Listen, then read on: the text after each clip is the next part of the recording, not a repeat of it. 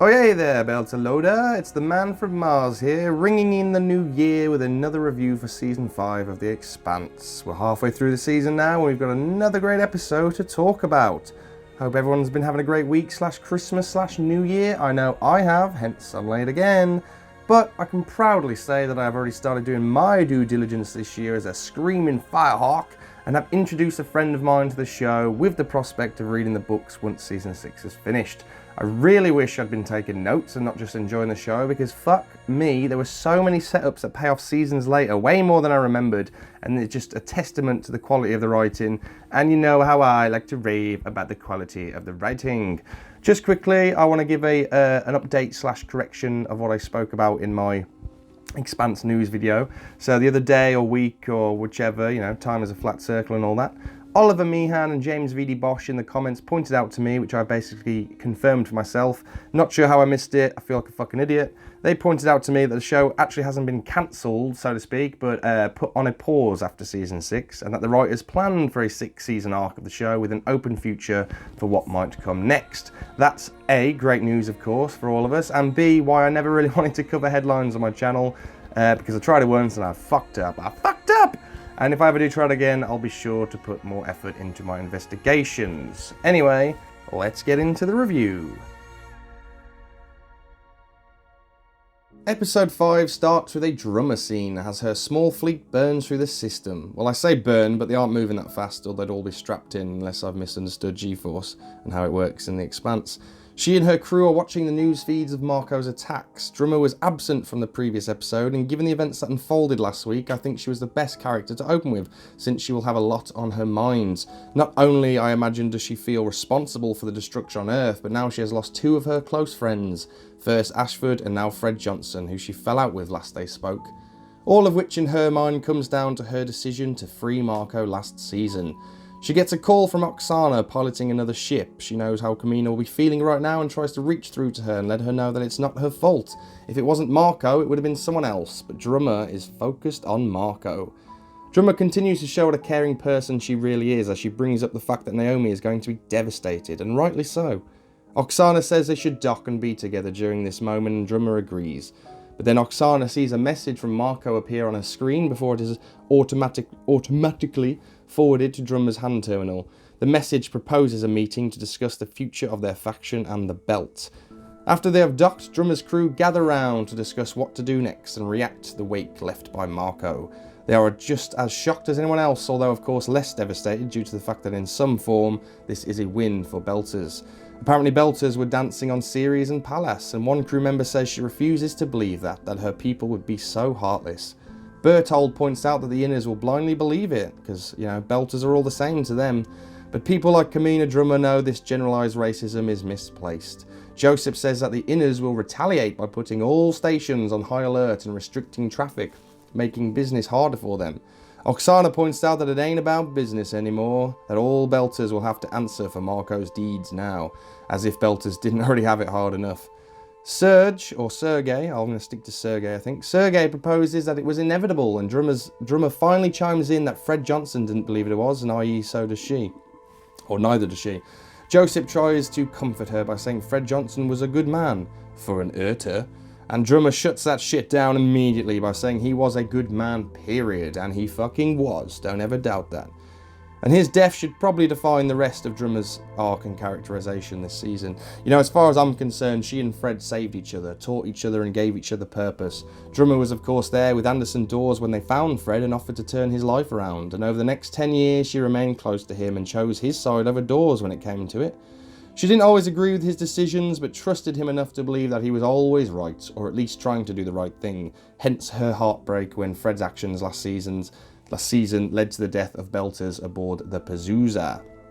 The crew start to discuss amongst themselves, and Oksana quietly lets Drummer know she saw Marco's message and that she should share it with the crew. Sergei says that maybe Marco has done a good thing and has truly freed them from the boot of the Inners, and is backed up by Berthold saying that Inners never shed tear for Belters. Michio recommends they stick to the shadows and wait it out. Drummer shuts that down too and announces that Marco is asked to meet and that they will accept. Her crew comforts each other either because they are about to dive into the unknown or because Marco straight shits them up. Now, I'm not sure if I've ever talked about the opening credits, but I will this week, as once again there has been some cool little changes. So I've always loved the main theme tune, of course, and they aren't going to change that, maybe remaster it at most. But of course they always seem to change and add to the visual timeline of humanity, and this week they added in the explosions from the asteroids and the burning of cities. It was just another cool little thing they added that I wanted to mention. Also, Season 5 ends with a shot from the side of a planet, whereas 1 to 3 ended with the top and 4 with the bottom, if I remember correctly. Just saying. And while I'm at it, I love the ending credits introduced last season. You know, the shot of the ring gate. It's just so ominous and scary, and I don't know, I just feel like it adds a whole new layer / emotion / feeling / ambiance to the world of the show. After the credits, we get to see the aftermath of the shockwave Amoss and Peaches experienced last we saw them. They have both been knocked down, and Peaches has a broken or sprained hand.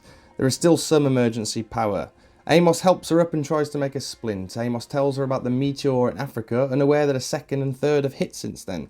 He bangs on the door and gets the attention of Rona, the female guard who escorted him in last episode. They manage to get the door open, and Amoss convinces her that Peaches is coming with them. Shit's too fucked up to be following protocol. They go back out into the lobby area and rendezvous with Sullivan and Morris, and Rona takes on the responsibility for letting Amoss take responsibility for Peaches. They make for the stairs, and the shot lingers on what looks like a dead plant, possibly symbolising the dying Earth. I don't know. Sullivan opens the doors to the stairs, but it's blocked off by some debris, and some of it injures his knee. When asked if there is another set of stairs, Rona points out that they are in a maximum security prison, and there isn't a lot of escape routes. So Amoss tries to open the elevator shaft, thinking there'll be a maintenance ladder, but they can't get it open. Amoss asks Clarissa if he can get it open using her mods, but the blockers are still working, so she can't. There's another rumble. Time is running out, and they are getting desperate. Sullivan comes up with the bad idea to release Konachek and get him to do the heavy lifting. Called it. Now, we only saw him briefly last episode, but the guy that got to play Konachek is fucking brilliant. I hated him in the book, you know, but I love this version of him. When they open the door and point their guns at him, he's just like, "So, what's new?" Hilarious, laugh my head off. He hasn't had a dose of mod blocker in about 11 hours, so it should have worn off, giving someone I already imagined to be immensely strong, basically super strength. Now, in the book, we know that this guy is a complete and utter cunt whose presence guarantees that the situation is going to end in violence. But I thought the show version made him seem unassuming enough that maybe he'll just want to get out of there. Anyway, they get him to help, and he opens the doors, no problem. This scene, while definitely condensed, is basically exactly how it happens in the books. I mean, from the guard names to one of them getting a leg injury from the debris. Although in the show, it doesn't really seem like they're interested in finding and rescuing prisoners, whereas in the book, I remember them escorting the prisoners out because they wouldn't leave them to die. But don't quote me on that, I might just have misremembered it. On Tycho, a construction mech repairs the hole in Fred Johnson's quarters. Holden is riding an elevator and trying to get in touch with Naomi, leaving her a message. Now, I raved in my review of the first 3 episodes about how good elevator and tram rides are looking this season, but having recently introduced a friend to the Expanse, as I mentioned, I was abashed to see that they have always looked good, like literally since episode 1 with Amos, Holden and Naomi riding one in the Canterbury. Anyway, so Jim is leaving her a message. He, of course, doesn't know as of yet that she has been kidnapped. He can't get in touch with Alex, Amos, or even his parents. He informs her that Fred has been killed by Marco's people and that they got the last protomolecule sample, although surely she would know this. So he deletes it and re-records the message, which is something I know I've done 1,000 times, even just recording these YouTube videos. I'm always like, no, didn't like that, let's start again.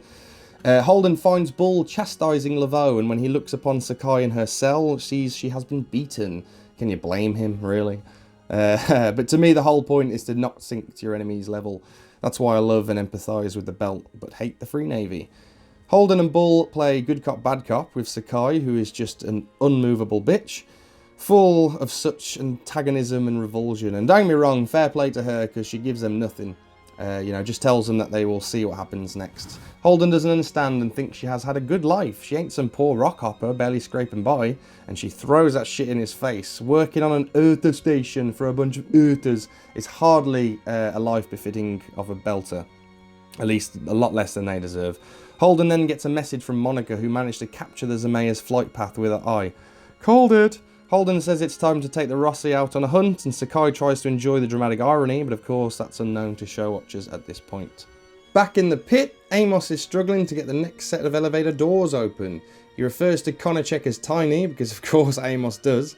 Peaches finds a hinge on the wall and Amoss has Morris blow 2 holes in it. We learn that the guards' guns have biometric locks. Amoss sees through the holes that the ladder is behind these panels, so he has Tiny, who is getting annoyed at being called that, despite the clear comedic irony, sticks his fingers in and pulls them open. It works, and Amoss formulates a plan to get them out there using the same tactic. Send Tiny up with the guard who can put holes in the panels and have him open them. As in, have Tiny open them. Rona tells Konachek that he will get a sentence reduction if he cooperates, and he shrugs and says cool. See what I mean by unassuming? The guards do a type of rock, paper, scissors type thing to decide who goes up with Konachek, and Sullivan loses. I mean, it was your idea to get him out, buddy. I love that he and Morris give each other a quick hug, showing us that they've probably been good friends and or worked together a while. Amoss checks on Peaches, who while injured and doped up is determined to get out of the pit, and why wouldn't she be, you know what I mean? Fuck that noise. Now, while this was just a quick scene, it was again pretty damn book accurate with the ladder and panels and Konachek and the bullet holes. The base of the shaft in the book is filled with water and debris and stuff, but you know, no biggie at all, who cares. The third time Amoss calls him tiny, Konachek's reaction is just brilliant. I love just that simple, ugh, fuck off with that shit. Way more enjoyable a character than his book counterpart. On the the Screaming Firehawk, Alex and Bobbie are still following Salvatore. They are still watching the news feeds of Marco's 3-way attack, and the news says that it is unknown whether the attack on Martian Parliament was connected to the attack on Tycho Station, Earth. And I'm pretty sure that Marco admitted as much in his broadcast last episode, so that might be a mistake there, or bad journalism, or Mars just not wanting to admit they got fucked over too. Alex wants to contact Holden, but Bobbie refuses. Despite everything going on in the system, there is nothing they can do, but they might be able to do something about Salvatore, who she is sure is involved with the attacks. Although what they think they'd be able to do is beyond me. In the Razorback, a gunless ship. The Razorback alerts them that the Barkeith and his escorts have killed their transponders and are changing direction. Bobbie asks if they have been spotted, but even if they have, they will just look like tourists. I think it's fair to say that with the system in an uproar, now is the time for Salvatore to act. Alex tracks their new flight path and thinks they will intercept with the Hungary asteroid group, which is book accurate, except for how and why they go there. Bobbie says, you say that like I should know what it is. And to be honest, Bobbie, you probably should. You're a space marine, for fuck's sakes. But for the sake of the audience, who most likely won't know what they are, Alex tells us. He points out that while there isn't much there of value, it is a good place to hide / set up a secret meeting due to the light that reflects off the rocks. And you know, secret meetings and secret hiding places in the asteroid rocks has been something established from season 1. Bobbie tells Alex to follow them, but if they do, they will lose their tourist disguise. She basically says that the risk is worth the reward. Catching Salvatore in the act now is more important than ever. I think it's fair to say that Bobbie has become a little obsessed with unveiling the mystery. You know, she's been at it for a while, no doubt.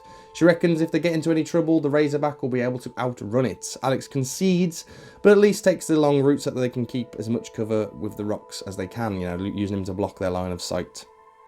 On the Pella, we get our first Naomi scene of the episode. She is being escorted to the canteen where she finds Marco, Sin, Carol and Philip. Marco says he has heard that she isn't eating, and offers her food. Obviously Naomi is thinking, fuck that, what trick is up his sleeve now? Sin, who is defo my fave of Marco's crew in the show and the book, tries to cut the tension with a nod to their past, saying it's not your red kibble, but it's not bad. Marco tells her to eat with them and get to know her son, since that's clearly what he wants. Philip is visibly embarrassed by this. Naomi defiantly says she'd rather go back to her cell, but Marco points out she isn't a prisoner, but free, and he does so with real sincerity, I believe, anyway. But, you know, Marco's a bit of a lying bastard. She says, let me take my ship and leave them, and Marco, the coy arsehole, says that's what you do best. Now, I can't remember if this was discussed in the show, but I'm pretty sure in the books it was Marco that told her to leave and never look for him or Philip. There's more to discuss there, but I'll leave that in case it does come up again.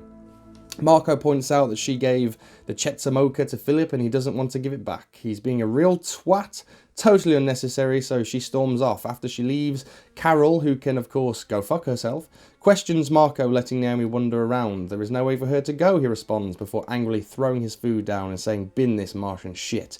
Confirming for everyone now that the ship is definitely Martian, if you hadn't figured it out already. Sin throws away the food and calls Marco out too. Sin, you know, still has a real love for his old friend Knuckles and doesn't want to see Marco play with her like that.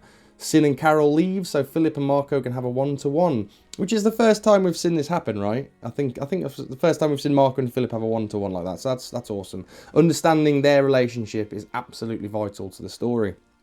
Marco gives him the old "I'm not angry, I'm disappointed" routine. Particularly, he's disappointed that Philip himself is unsure as to why he brought his mother with him. Marco brings up Andrew, the man who Philip sacrificed on the Hassami in episode 1, that Philip knew him for 11 years and loved him. Whether that means as a friend or a lover, it's unknown, but I am leaning toward lover from the sound of it. I mean, pretty much everyone in the Expanse seems to be bisexual, to be honest, but Philip is definitely straight in the books. Not sure, not that it matters at all, you know. The Philip scene in Babylon's Ashes would work either way if they ever get there. Anyway, Marco brings him up because he knows Philip is capable of not letting his feelings rule him, that their mission is more important than their own personal desires. In all fairness, he does say that it's okay to have feelings, but he must push them aside when the time calls for it. Marco tells Philip that he has every right to be angry and or saddened by what his mother did, which in my opinion is just an excuse for him to brainwash him against Naomi further. I don't want to get into that now, but I feel like this conversation will be vital to Philip's endgame arc, but we'll see. Speaking of Naomi, she's gone walkies around the Pella. Some of Marco's crew are giving her judgy looks, but she don't give a fuck. She finds a wall terminal to see how much access she has, and of course she has fuck all but door controls for the corridors, confirming her prisoner status. Sin, appears and asks if she wants to help replace some humidity scrubbers, even calling her Knuckles, which, if you didn't know, is her old nickname from back in D. She calls him out, asking him if he thinks they are going to be best friends again. He says he just wants to take her mind off of things, showing her how well he knew Naomi, because she's famous for fixing things when in need of a distraction. He goes to walk away, but she isn't finished. She has a massive go at him for letting Marco poison his heart, as well as her son's. She'd always hoped that the goodness in Sin would pass on to Philip, which is unfair of Naomi, to be honest. It's unfair of Naomi to put that on him. She says she will never forgive him and goes to walk away, but Sin, who has been trying to be nice to her the whole while, gives in to his frustration and reminds Naomi how hard the Belters have it. I mean, she basically has a life of luxury compared to your average Belter. He shouts at her, "We had to do it. They make us thirst for water, gasp for air, and the Inners will never share the bounty from the new worlds. And even if they did, Naomi has experienced firsthand that pretty much all Belters cannot go down a gravity well. Space is their home, and that Belters cannot survive." Sorry, the Belters that can survive in gravity will then raise children who will no longer be Belters. They will lose their culture. It's hard not to sympathise with them when presented with such a perspective, surely. I mean, I think so. He says that Marco is trying to build something for the future of the belt, which is half true, but Marco is an egotistical, power-hungry cocksucker, and Naomi points out that he is building it on a river of blood, and that negates everything they would go on to build. This isn't ancient history. It's the future. This isn't ancient history, it's the future, and people are going to remember everything that happened. People still remember the Cant and Anderson Station and Ganymede, etc. The Inners literally have a memoriam dedicated to the Augustine Gamara, which further justifies the Belt's hatred of them and shows their self-centeredness. This is the ship that was destroyed by Marco, but using Naomi's code, and the reason for it was retaliation against the inner planets because they turned down the Belt's proposal of Terion Lock, an orbital station / space city, which would be the capital of the Belt and would help them build a future for themselves that they can continue to grow and contract out of. But the Inners, of course, wanted to keep exploiting them. And that is some seriously complex and compelling writing that I've barely even touched on, and that is why The Expanse fucking rocks, man. I love this shit. Anyway, Naomi storms off. Back in the pit, Sullivan heard my opinion on rescuing survivors and personally addresses it by calling to any survivors. At the bottom of the shaft, Rona, Amoss and Peaches discuss why they aren't able to get in touch with anyone, considering there is 9 levels of prison above them. Rona says she can't get through to civilian channels either, like her baby daddies or baby mummies. Amoss points out that they could all be dead. Cheers, Amoss, thanks for that. During this discussion, we hear the gunshots and panel opening process from above until suddenly Sullivan screams out as he falls to his death. Konachek claims he fell due to his knee giving out and refuses to come down since he is almost at the top. Amoss checks Sully's pistol and we get a nice little nod to the book. And I didn't actually pick up on this the first watch. Sully's pistol is out of ammo, right? Implying that Konachek killed him as soon as he stopped being useful. Unfortunately, Amoss knows they still need Konachek if they're going to get out of there. He tells Rona and Morris to go up together and cover each other. They all start climbing now, and as they near the top, Konachek starts fucking around, and I love it. There's another sudden aftershock which seemingly dislodges the elevator, and they all have to tuck in to dodge it. Poor Sullivan's body just got crushed. Morris points out that he can see daylight, but Peaches rightly asks how they could possibly see daylight when there's a whole building up there. Back on the Pella, Naomi explores her new prison. She enters a canteen which looks pretty identical to the one from earlier, except I checked and the numbers next to the door didn't match. The numbers next to the door in the first scene were UT24, but this one says UT26, whatever. She grabs herself some food and whacks it into a microwave and then grabs some utensils. So this is going to be my first real complaint of the season so far, and it's only a small thing. It ain't the end of the world at all. But for someone like me who goes back and combs through the episode trying to find the smaller, finer details so that I can rave to you about how good the show is with providing the smaller, finer details, this feels a bit like a continuity error. You know, as established in both the books and the show itself, nothing on a spaceship in the Expanse can be left out loose like that. There was literally a whole scene revolving around it with Amoss and Prax when Prax didn't draw properly and almost got himself killed. And Amoss said the same thing to Holden just before the Battle of Toff Station. Didn't the military ever teach you to stow things away during battle maneuvers or whatever? And if you're thinking, well, maybe they're on a break or whatever, you know, and not expecting anything, like, no, fuck that. Any kind of acceleration or deceleration of thrust, you know, a slight degree change in flight path, and I feel like that shit is going to go flying. And no one knows how to handle space better than belters. You know, the show has never been perfect with this, to be honest, and that's fine. I just feel like it's a mistake. A tiny mistake, yes, doesn't change anything, but I feel obligated to point it out. Otherwise, honey, where's my integrity? Maybe I've just misunderstood / misremembered how it all works, so feel free to point out my mistake if I have made one. Anyway, Naomi sees the Martian coffee machine, and it reminds her of Jim. Aww. Carol appears at the door and calls her out for it. She says, she tries to insult Holden, you know, sarcastically listing his claims to fame. Ugh, fucking bitch, I hate this chick so much already. As if saving the system with a crew of Earthers, Martians and Belters is a bad thing, you know. Like, he's literally showing everyone that they can work together to try and make the system a better place for everyone. I think someone's jealous. She's got nothing to show for herself, so she tries to bring down others in a poor display of bullying. And Naomi ain't fucking taking it. State your piece, she says. Carol tells her that she was happy when Naomi left, and that Naomi thought she was so much smarter than everyone. Spoiler alert, I hate to break it to you, love, but Naomi Nagata is a fucking genius. I'll fight anyone on that. She is a genius engineer. Naomi points out that she wishes she was stupid, referring to her creation of the code that destroyed the Augustin Gamara. Carol rhetorically asks if she still feels bad about it, knowing full well she does. I mean, what a bitch. I'm pretty sure Naomi tried to kill herself because of it. You know, maybe I might misremember that. She tells Naomi that after what she did to Marco, he will never let her go and that there is only one way off this ship, implying that she should kill herself. Carol leaves and Naomi thinks, fuck that, I'll kill that twat before I kill myself. So she takes the knife from her tray and stuffs it down her sleeve. She heads to the bridge, and to be honest, Naomi love, you could look a little less ominous, you know, a little less suspicious. Marco climbs down the ladder and Naomi asks to speak to him, but he's busy and says not now.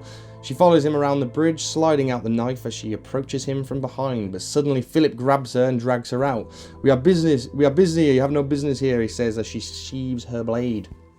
He takes her to the elevator and waits for it to close before he tells her that she should be thanking him for taking her, that he has just saved her life. Which to me, at first, I thought he was implying that, you know, he knew what she was doing. I mean, Philip is a confused young man, but he's not an idiot and he ain't fucking blind. Surely he saw the knife and what she was about to do. But no, apparently he is fucking blind, and he was actually referring to kidnapping her in the first place, and that's when Naomi realises that Holden and the Rossi are in trouble. She waits for the door to close and then starts running. Back in the pits, and the group of survivors have made it to the top of the shaft. I like that the panels are no longer there since the elevator destroyed them on their way down. Nice little detail. They climb out to the top one by one, and Konachek is loving it. He starts laughing uncontrollably, and it's just hilarious. The building has all but been completely destroyed, and ash is in the air like a light snowfall. Now, I have to admit, I was a little disappointed in the art direction here. So the place has been torn up, but it ain't scary like it is in the book. I mean, in the book, the surface of the earth has been utterly fucking devastated. The sky is black with ash and debris. It's so black, Clarissa mistakes the sun for the moon, and Rona bursts into tears at the mere sight of the world. Now, don't get me wrong, the show still looks great, but I just think they should have made it a bit more terrifying and upsetting. Before they can even get their breath back from the climb, Konachek has picked up Morris by the throat. Rona should really have put a bullet in his head the second she saw what was going on, but she's not really like... We can tell she's not the best at her job. Like, she's... Yeah, it's clearly just a job for her. It's not something she loves. I'm just defending her her slow reactions here. But anyway, I guess it happened so fast that she didn't have time. You know, he snaps Morris's neck and throws his limp body at Rona in an awesome display of super strength. And then he lunges towards her and rips the gun out of her hand and he throws it down the shaft. And that's when Amoss steps in and twats Tiny right in the face, and he barely reacts. He just grabs Amoss by the throat too and lifts him up in the air with one hand. Peaches triggers her mods, but the blockers are still working and she just drops to her knees, doped up. Amoss starts smashing Tiny right on the fucking nose, fucking have it, but probably breaking it, but Konachek isn't even slightly bothered. He just starts walking towards the edge of the shaft, taunting Amoss, call me Tiny again. Now we know Amoss can drop a motherfucker with one hit, but he ain't even tickling Konachek here. This guy is fucking just psycho bloody massive henchman. Just as he gets to the edge, a gunshot roars and blood splatters onto Amos's face. Konachek looks down at the bullet hole in his torso with annoyance at most. He drops Amoss and turns to see Rona holding Morris's limp hand and using his limp hand to shoot the pistol. She shoots him once more, but again it just seems to do nothing but annoy him. And then suddenly Amoss is on his feet and he boots Tiny right in the balls. Just fucking wham, right in the balls from behind, which actually does cause him some pain, because if you've ever been kicked in the balls, you know exactly how fucking painful it is, and imagine getting kicked by bloody Amoss. And then the best bit of the episode happens when Amoss grabs Tiny from behind and just straight up fucking German suplexes him down the shaft where he falls to his death. It's hard not to laugh and be like, damn, at the same time. Awesome moment, I fucking love that shit. Amoss thanks Rona for the help and she finally starts crying. She was supposed to see her kid this weekend, she says, and Amoss tells her to go, not to worry about Clarissa and protocol, just go. She leaves, and then Amoss sits next to Peaches and asks if she's okay, and she starts to laugh because she probably feels great. I mean, who wouldn't? Who doesn't like getting fucking high? But mainly because she is free. She can feel the wind again, something she never thought she would do. He finds the UN flag and wraps it around her to keep her warm. And he says they've got to get out of there, and they start making their way. We zoom out and we get a nice wide shot of the debris and the ocean / lake. I'm not sure which it actually is.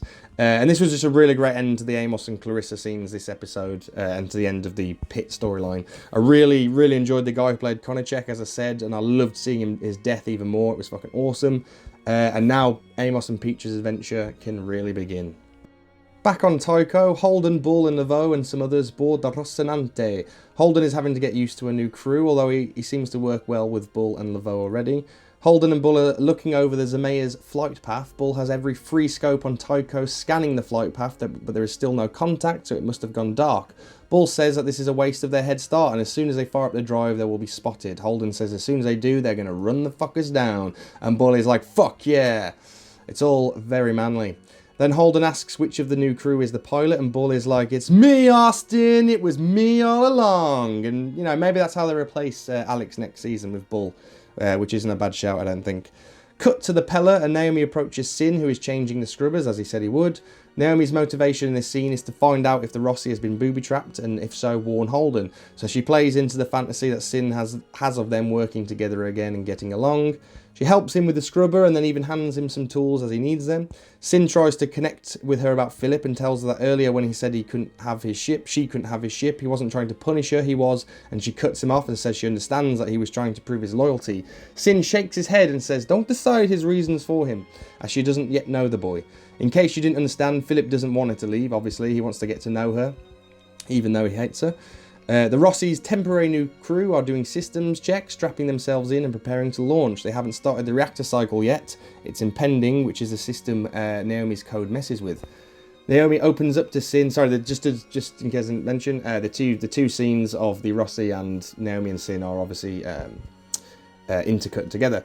Naomi opens up to Sin about how she feels about Philip, that in her mind he was always a child, and he says it'll take time, it happens a little bit at a time, but it will add up and they'll get to know each other. Sin is the only one there who A, is actually bloody likeable, and B, the only one she could actually befriend again, which makes the next bit all the sadder. She asks him if Marco slipped her code into the Rocinante, and from his sad reaction she can see it's a yes, so she strikes him over the head with a wrench, steals his hand terminal and sends a message to Holden. The Rocinante is halfway through booting up when her message comes through to Holden. He's like, who the fuck is this Sin bloke? But answers anyway. Naomi screams into the camera not to start the fusion reactor or it'll blow, and manages to tell him she's been held captive by Marco before Sin grabs her and the message ends. Holden shuts down the drive and shows Bull the message. I can only imagine the feelings and thoughts Holden is having right now. You know, confusion from the random messenger, relief that Naomi is alive, shock that his ship has been sabotaged, trust in his lover, sadness and fear that Naomi is in trouble, and most likely anger towards Marco. And Stephen Strait, bless him, plays it beautifully. I got all I didn't even think about it, I just looked at his face and got all that information, so that's great. Bull asks where she is, but there is no location data, unfortunately. Naomi is thrown into the Peller's brig and she screams to know if the message got out in time, that she deserves to know. Marco looks like he is fucking fuming. Sin looks saddened and Philip is a confused mix of both. They walk off and leave there and the cell is put into isolation mode and she is muted. And I think we all wish we could mute our ex like that, eh? Wink wink. The last scene of the episode is with Alex and Bobbie. They have made it to the Hungaria asteroids but have just lost the barkeep. Bobbie tells Alex to do his thing and get them closer without getting spotted. Which, as Alex rightly points out, is easy for her to say, bloody backseat driver that she is. After some manoeuvring, Alex gets a line of sight on the secret meeting. There's the Barkeith and its escorts, as well as 2 other MCRN destroyers and a Belter ship. Bobbie says Belter heroes and Martian thieves, one big happy family, which I believe might be racism. That a Belter hero is no better than a Martian thief? It sounds like racism to me. Bloody dusters, have some of your own fucking medicine. Maybe I'm thinking too much on that one. Anyway, the Barkeep then takes off, leaving behind its escort. Alex says the deal must be done already, but Bobbie pieces it together. The frigate escorts are the weapons being given to Marco for his free navy. The ship split up and Alex tries to track where they are going when suddenly the screaming Firehawk gets pinged. Alex hits them both with the juice and starts hauling ass. Bobbie asks if they can outrun it and Alex replies that it's a Belter crew so they can hold a burn longer, or a hard burn longer, which is a nice nod to the book. The pursuing ship fires a torpedo at them. Alex tries to break his lock using thruster maneuvers and we get an awesome snorri cam shot of the Firehawk dodging from side to side. Looks fucking amazing. Bobbie tries to send the ship's profiles to Christian, but they are being jammed. So Alex has one last tactic to try. Hits them with the juice one more time and increases the burn. They are both bleeding from the nose now and probably their chest going to feel heavy as shit. He waits for the fast mover, the torpedo, to get within range and then dumps core, which again, another awesome shot, the way the core just kind of like glows like a blue ball. I don't know if it actually looks like that, it looks amazing though. The torpedo hits the core head on and explodes, blasting the Firehawk far away. It kind of looks like the ship slowed down when it dumped core, which I'm not sure if it would happen, right? You know, the momentum would still have them shooting off, but again, fuck if I can remember. Maybe they just shot off faster than they were travelling, which means they are going to feel like shit in the morning. Anyway, the last shot is silent as we watch the Firehawk, the Razorback, float away into the black of the vacuum. So this was another great episode, and it must have been good considering it had to follow up last week's spectacular entry, and I didn't feel disappointed. This episode definitely slowed down the pace a bit, and I'm glad they did. After the last 4 episodes, it's nice to catch your breath sometimes, as well as let the characters breathe for however short a breath it is. I did point out what I thought was like 1 or 2 little mistakes, but you know, hardly worth mentioning again. The only real negative of this episode was that there was no badass Arala scenes, which is just absolutely unacceptable. I mean, honestly, take my fucking eyes, but not my Christian.